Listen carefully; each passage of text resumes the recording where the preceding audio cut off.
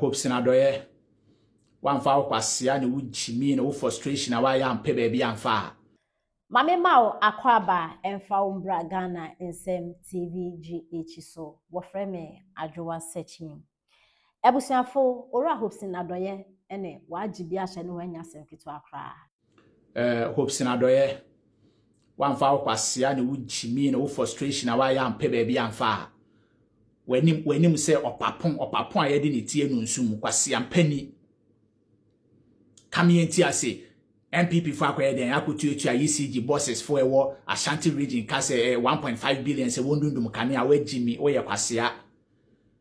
eya mokasa ansa na ba be ka bibi e jimi sem no e se wodwen ho yie enye obia na ye kwasea enye obia na ejimi yenim se won a wo follow mu no NDC fo no de dodo na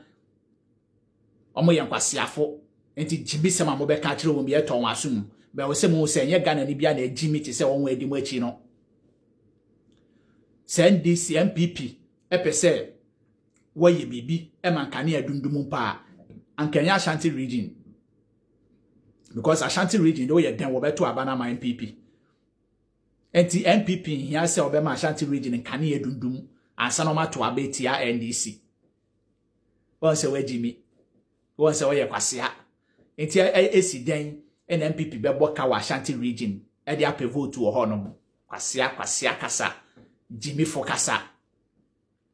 and ni nyina mu no eya mokasa na no mebe ka kire mu se mokasa bi ema party NDC no useless na that means say nkwasiafo nkwa de wom from leader ekosi ni otwa ton wo nyina ye nkwasiafo including one followers ni nyina because una tumi nyina ekura wo na so ampa say John Mahama ni mu so de ntotoepa anan hye pegu aponso ama light en wase light dum na se light dundum a anamon be na yeso otu wunim se ne yese wo ye nyina waye e wase light ni gina so na light na dum a den na yese wo ye muni energy minister ECG bosses no mo wenfa ada ne ye mfre won ne ye question won magimi mo ye nkwasiafo at times me tie mo kasa me bisa me ho se nkrofo wo di toilet ana ana ya de den pa na afro ma adwen mo ka se jimi mu se na mo hu won adi mu achi no se bi o ma adwen hyeda nkon kan o ma yo mo hu abodanfo la bi nti no nkwasi asem bia mo sori ana ma beka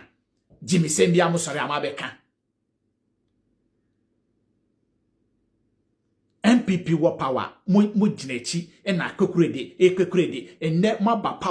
power nso as still mo da ho bo MPP fudi mo jimi mo ye nkwasiafo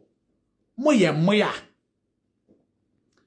kani edum ya MPP fo na akwahye meters na MPP fo no kwahye sa transformers na aden na mo nkyere won kwasiafo NDC fo moya ejimi fo amokasa keke afeni amodi abetun se MPP fo akutua ECG bosses for 1.5 billion se wondundum kani moye kwasiafo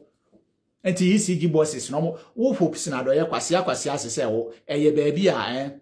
e wo sanke ye kyere wo hankofew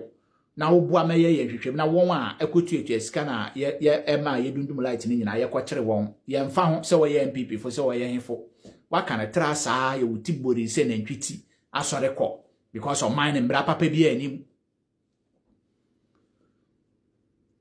abra MPP funu tua kama wodundum kane ana se na nso wo MPP ni mu bi ko jimi se na wo mu bi afi na aba beye wanim se opapon bi a se ya phone nsuo se kwasie bi ti se wo mribi ntema mbia na yawo na medi yawo ma sa we jimi ampa mribi ntem Kevin Taylor esanse wo so yawo na medi yawo e de ma wo hopes na doye not knowing say we kwase ampa we jimi ampa won say why useless a woni na mu bi o de kwaba ha o de abeba ha o de kwaba wo jimi nti unnim nyansa wo kwase a wo ye nti jimi fu be doye one seminar na wo kan we jimi fu a ko 10 TV yes wa zina na wo kan me me se we papa pan na wa jimi woni nyansa enti na wo politics ye ya wo boy no wa dwene da wutim kete woni nyansa wa dwene henhan wutirim Asante region dum son kwaya eya de amafo aprote aplan we ya boa kwasia to 20 ko hwe anti wo western north region 20 na ko hwe anti efunu nyina pro efunu nyina pro so what does here enti what dey so why na pro te here ade no Ghana fo nyina experience na so say Jimmy fo be kwa kwatena TV SYZ no waka say asanteman ko ade de ya plot anytime bia no mo pese mo yes asanteman we ya boa we ya Jimmy fo na betua ka we ya papa ni kwa siampa nyini Jimmy allegedly say audio has say audio na matim say chese MPP mpenifo bi akwa kuhia engineers wa Chantirigi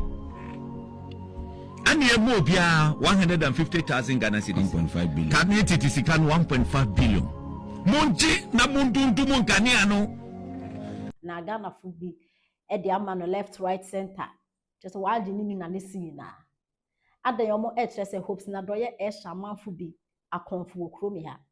adenti na omo ekasa dum so ye ekoso wo Ghana ha ya titiri pa na Ashanti region se Ghana ha na ye wono anytime adum so bebe a John Dramani Mahama bebe odi dum so beba no Ashanti region e na omu nya ho aketu anya asem ketu akwa dum so ye befa mu na nsen ye wo kire Ashanti region de no otumi 1 hour no mo adum light be 50 aso 50 esen krofo ne ma na no me complaining ya wo be complaining ya hopes na do yesi NPP fo mpanifo ni bi e na abon krofo bi pa e na omo dundum light na nsem we beto odwa no e na Ghana fo bi beba na reply omo adi na tem na busuafo yenti nsem na yensan so bra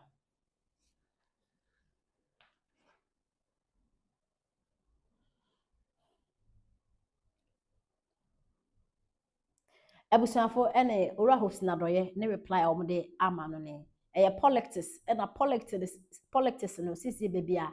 akwakodu no akoya atemdidi obi abeka no kware a usuro nya mebe anim se atemdidi in politics e DC for na started minyin bia me share da minyin bia ba me be di politics echi from 2016 na eba no me hu se NPP ni bia akotena radio so na TV so ana obi o kasa de ma NPP aka filthy west e di atem e bia politics da dia ba politics social media ebeji him from 2016-17 eba na me di politics echi no me hu se NPP fu di atem so say Kelvin Taylor be start atem didi is any Kelvin be start atem didi na obi emfi na to say TikTok ba ya ombe hu se atem didi na Kelvin di na no ye hye a omo so ebe so na inti politics eya obi di obi atema nsha da nye wa because ana Ghana politics na akwakoye na mpese me bisa say ahu eye akosombo ehwo ye hye nti omo se dumso ne bae starting be 2 months and san akosombo eja ne to fine Ashanti region dumso na ekoso ho ne fa ne se NPP fu bi no omo abopa e na omo yesa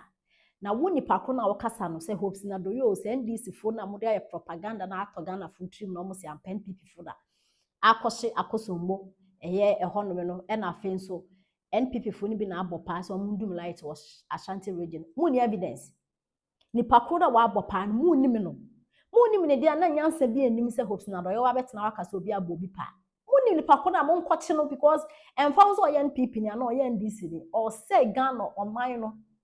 imagine say mudundum light na obi ni ama say obi afemawu e asam ketwa nti mu ehu nipa na ya adenti na mo nche no adenti na Ghana ya ma na politics ni na ye propaganda sa obi di NPP ni bi edija akoto akosombo energy ni bi mu na ahye na dum so ba mwehu ni pako no ntimi a chedo nti mbaka che nzi ya ba mo baka che ya ho de mere ye wa ye de kwakoche obi ana NPP na NDC for mo so sa na mo ya mo politics se obi sabotage wa ban na nti untimi enchi ni pan na ni ndi se mo nchi obi ade na mama meka nche yen se NPP fu bi na hihya ase na dum so na ekoso eye mo incompetent ene ma na dum so na ekoso nti mu jai some de NPP no untimi nchi obi aso mo se NPP ni bi na ode obopa eye NPP ni benya wachi no anase